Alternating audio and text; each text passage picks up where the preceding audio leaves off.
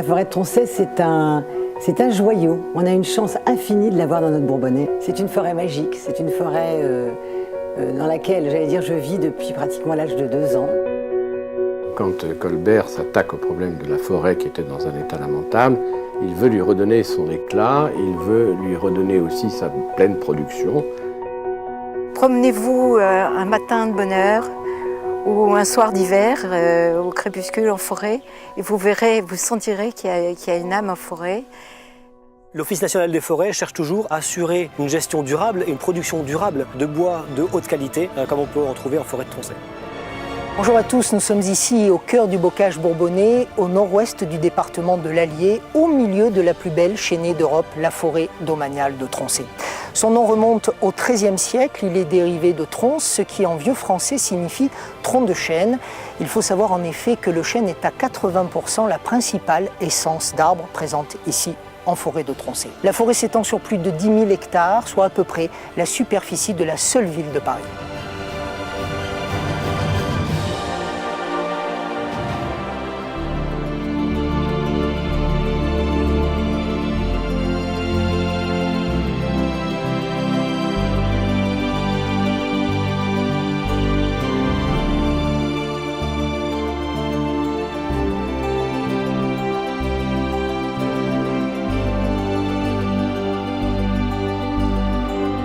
Odile Fontan, on va prendre quelques instants pour parler de l'histoire de cette forêt, une forêt très ancienne qui remonterait au XIIIe siècle, dit-on.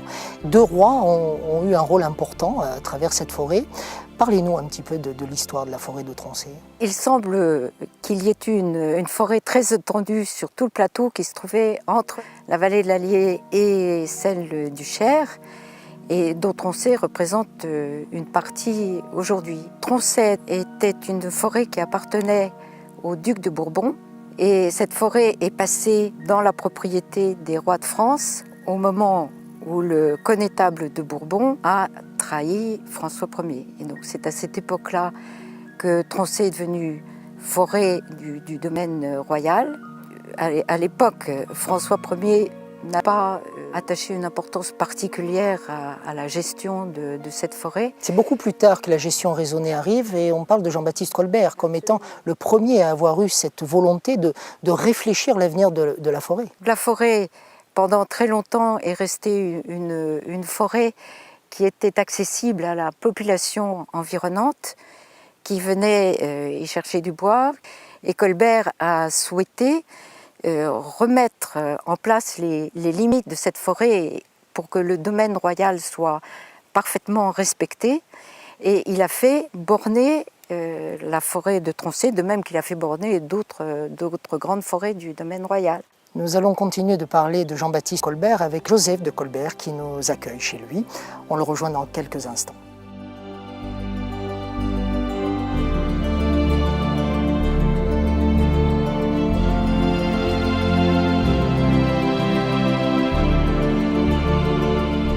Alors Jean-Baptiste Colbert est un personnage que la plupart des gens connaissent parce qu'il est extrêmement célèbre, puisqu'il a accompagné pratiquement tout le règne de Louis XIV. Quand Colbert s'attaque au problème de la forêt qui était dans un état lamentable, il veut lui redonner son éclat, il veut lui redonner aussi sa pleine production, et il veut en faire un outil qui va permettre d'accompagner la marine, en premier lieu.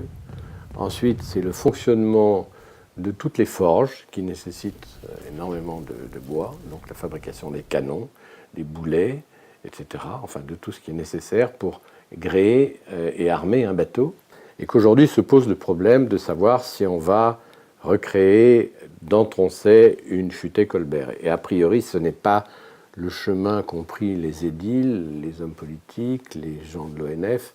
Il semblerait qu'on veuille recréer une futaie qui va s'appeler la futaie Buffet-Vent, du nom d'un célèbre sylviculteur qui a repris la forêt de Tronchet en 1835, après l'exploitation des forges qui avaient beaucoup abîmé la forêt.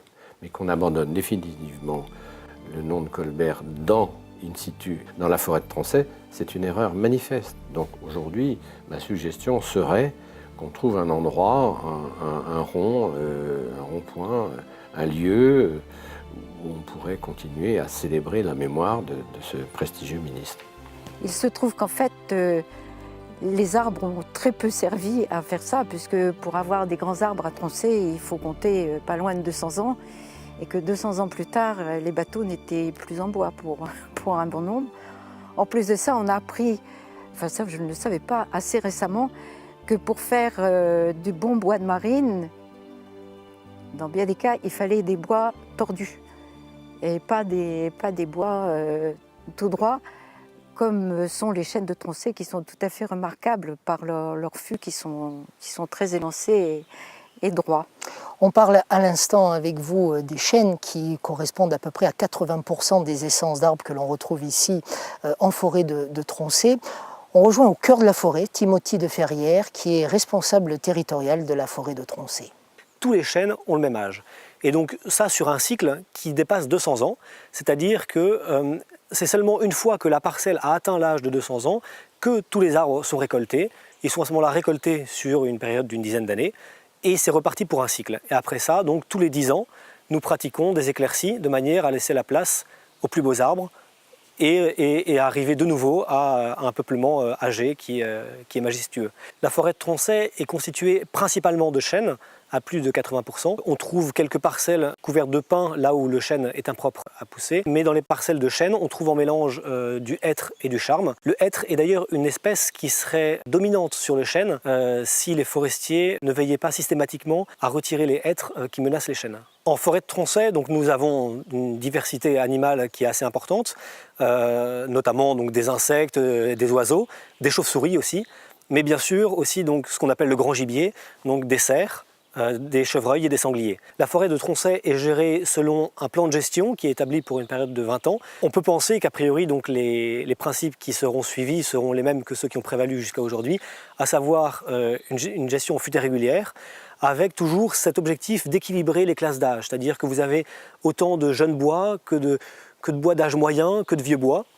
L'Office national des forêts cherche toujours à équilibrer les classes d'âge sur les forêts domaniales, de manière à assurer une gestion durable et une production durable de bois de haute qualité, comme on peut en trouver en forêt de Troncé.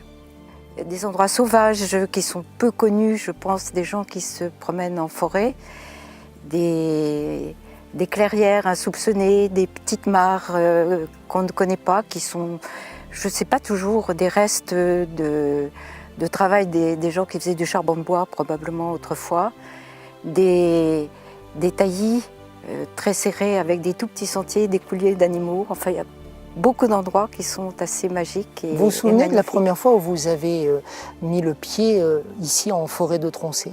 Ce dont je me souviens, c'est de la première chasse à courre à laquelle mes parents m'ont emmenée. Et justement, on était sur le pont de l'étang ici.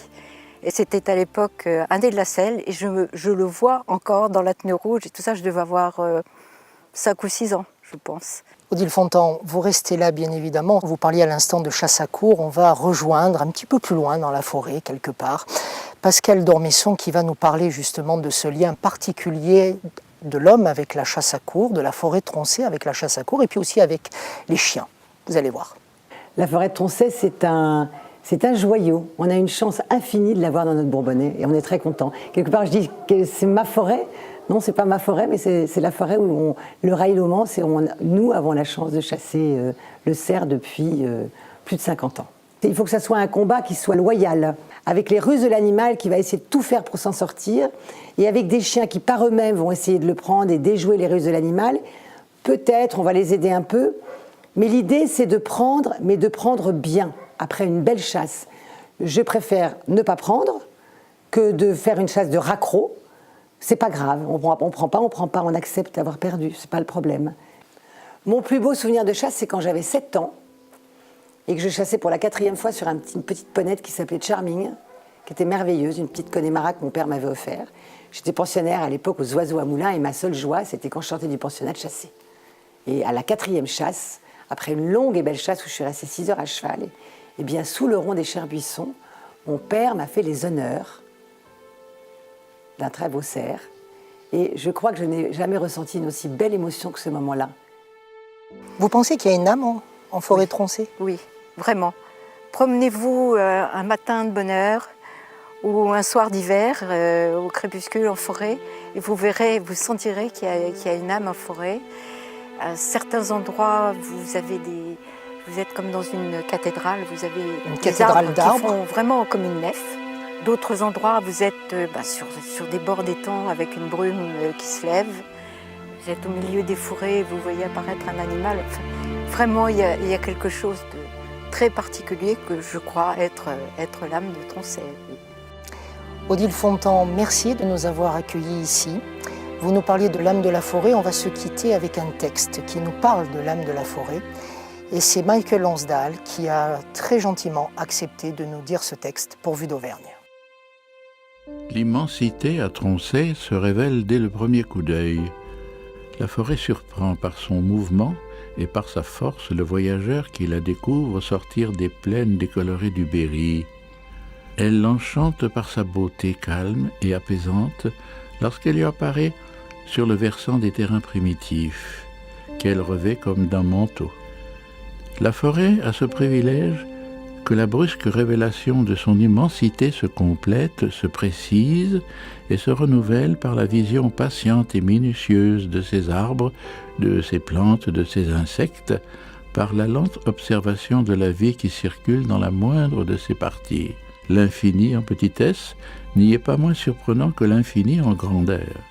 Si la solitude ne vous effraie ni ne vous oppresse, alors vous éprouverez au cœur de la forêt la pure et haute joie de l'homme qui se retrouve, pour ainsi dire, en présence de soi-même, au contact de la nature vierge, de son exubérance indisciplinée, de sa rudesse et de sa force perpétuellement jeune, à laquelle la longueur du temps communique la sérénité.